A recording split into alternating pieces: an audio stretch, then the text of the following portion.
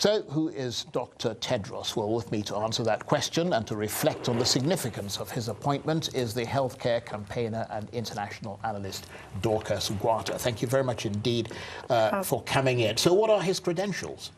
Great week for all of us who work in global health. This is an Ethiopian. He's born in Ethiopia. He comes from a very strong public health background, a graduate of the London School of Hygiene and Tropical Medicine, foreign minister, Minister of Health in Ethiopia, before he moved on to the Global Health Fund. He's got a very strong understanding of the global challenges. And of course, he faces lots of challenges. What do you reckon his top aim will be? Well, he set out 5 priorities, which I thought were strong and robust. He said that he's setting aside the universal health coverage, and by that he means everybody should have access to healthcare wherever they are, at bare minimum. He set aside a priority for emergency outbreaks. Ebola crisis will be at the back of his mind. That will be his biggest test. Women and children, climate change. So he's got some big priorities that he set out to do.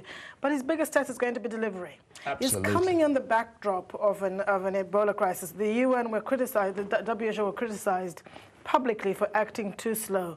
And as an African, he'll be tested by his credentials, Absolutely, as well as his ability to deliver. So part of his remit will be to restore confidence in the WHO. Absolutely, which is very, very needed. But he's got a challenge here, Charles, because a lot of donors who put money into WHO, they like to set the tone. They like to influence where that money is channeled into.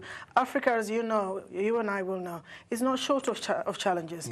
It's an outbreak after an outbreak, and he will be tested by an outbreak. How he diverts those priorities on those funds will be very testing.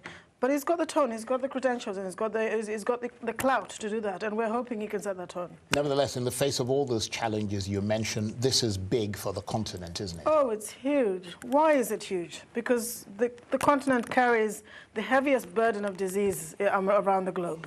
Women and children are struggling. There are broader issues that are affecting health, climate change, water, migration is changing the way we set aside health priorities. Economies are moving around the world. Politics is changing. So he's got his work cut out. But we are celebrating.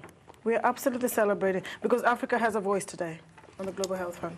Dorcas Gwata, thank you very much indeed. And Dorcas, of course, the health campaigner and international analyst.